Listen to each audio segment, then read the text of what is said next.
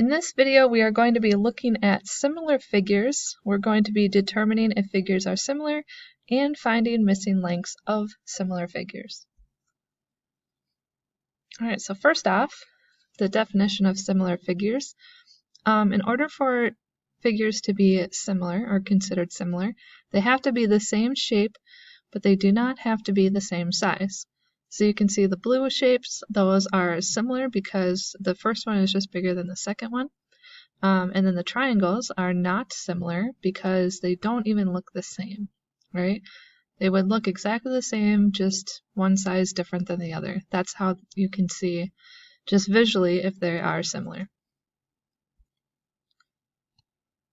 All right, in order to find the similar figures, you're going to write a ratio of each of the side lengths of each shape. Okay, so writing a ratio remember is a fraction. So you write a fraction of the side lengths of each shape. Then you're going to simplify those fractions or ratios.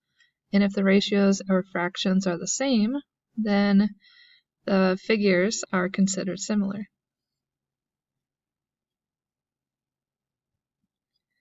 All right, so here's an example of one. They all look the same shape, so we can't just say they're similar just based off of that. We're going to check the ratios or the fractions of each one. So the first one is 6/15, and if we simplify that down, we can divide them both by 3, so we get 2/5. Okay, and then 4/12. And now notice, because I used the 6 first, I'm going to use the 4 first. So you want to use the same side lengths on the top and the same ones on the bottom. So 4/12, I can divide those both by 4. That becomes 1/3. And then I'm going to do 8/20. Simplify those both by 4, and that becomes 2/5. So you can see the first one is 2/5, and the last one is 2/5. So those two are similar. All right, even though the middle triangle looked the same, they are not similar. They are not similar, or it is not similar to the rest because it simplifies down to 1/3. Okay, so that one's not it.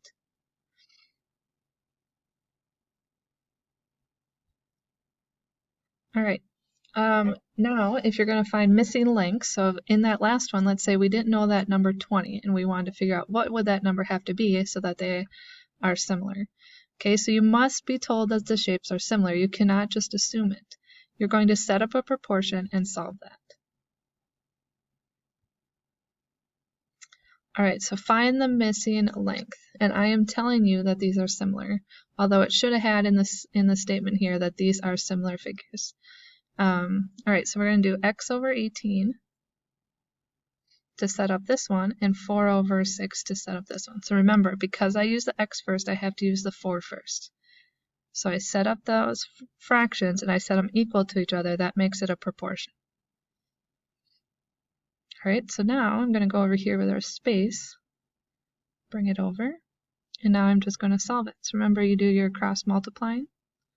So I'm going to do 6 times x, which is 6x, and then 18 times 4. Set it up. So I have 6x still. 18 times 4 is 72. Divide both sides by 6 to bring that over, and we know that x is 12. So that means that this length here has to be 12 feet. Okay, and we know it's feet because everything else is labeled feet as well. All right, there's another type of question called indirect measure. Okay, so this is when we are trying to find the length or height or width of something that's just too hard to measure, like a flagpole. Okay, you can't reach the top of a flagpole or the top of a tree. So you use something else that you know the height in another piece of information, usually a shadow, and you use that to figure out the missing information. Okay, this is this is a huge question. They love this question, so make sure you really understand this. When they do the MCAs, when you do ACT, any placement test that you take, they love these types of questions, so make sure you really understand this.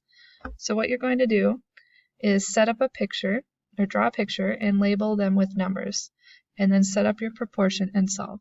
Okay, and you'll see in a minute, your pictures do not have to be fancy. All right, so here's the example. Old Faithful in Yellowstone National Park shoots water 60 feet in the air. Okay, so here's my Old Faithful, and here's my water. 60 feet. And I'm going to label it. And it casts a shadow, so here's the shadow of it. That is 42 feet. Now, I'm not really concerned. I know that if you look at it, my 60 feet line and my 42 feet line, they look about the same. But what matters more is where you place them. So the water shoots straight up, and then the shadow is on the ground. Okay, and then what is the height of a nearby tree? So we don't know. Here's my tree, and we don't know that. That casts a shadow that is 63 feet long. And again, I know that my 63-foot line is shorter than my 42-foot line, when really it should be longer. But again, it just matters where the numbers are placed. Okay. So now that we have this, we can figure out the height of the tree. And because we have 42 to 63, we know that this number, if you're thinking about it, should be bigger than 60. So that should be a hint right there. Your answer should be bigger than 60. Okay, so let's set up our proportion. 60 over 42, and because I use 60 first, I now have to use x first. So x and 63. So I'm going to do 42x, 42 times x, and then 60 times 63. All right, so I have 42x. 60 times 63 is 3780. So divide both sides by 42. I'm going to run out of room, so I'm just going to put it at the top. X is 90 feet. That means that the height of this tree right here is going to be 90 feet, which would make sense because we went from 42 feet to 63 feet, so we went to a bigger number. So if we were at 60 feet, we'd have to get a bigger number. So it has to be, well, it doesn't have to be, but it would have to be higher than 60. So 90 is bigger than 60. All right, so that means our tree is 60 feet tall.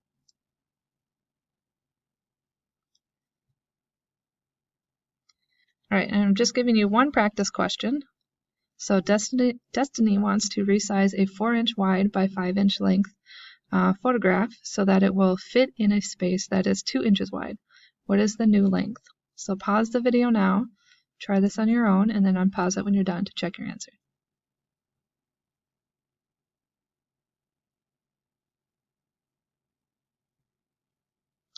All right, so I'm going to draw. And again, it's very simple. And because I know that some people put a width, they think of that as the bottom and the length as the side. I'm going to go ahead and label these with W's and L's so I make sure that my numbers go in the right spots. Okay, and if I want it the other way, I'd have W on the bottom, L on the side.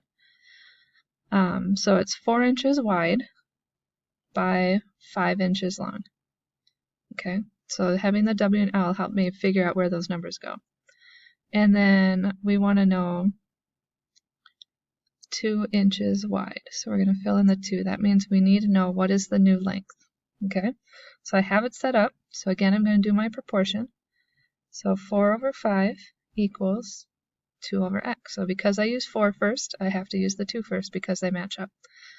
Just to compare this, if I use the 5 first, because I know this question comes up a lot, what if I use the other number first? That means I'd have to use x first. And if you notice, when I do my cross multiplying on both of these problems, the 4 and the x are in the circle together and the 5 and the 2 are in the circle together. So what matters is the fact that you have the numbers set up in your picture in the right spot. That's why labeling this like this is very helpful. All right, so I have 4x when I do my cross multiplying and 5 times 2. So 4x and 5 times 2 is 10. Divide both sides by 4 and I get 2.5 inches. So that means the new length is 2.5. All right, this is the end of the video. Thanks for watching.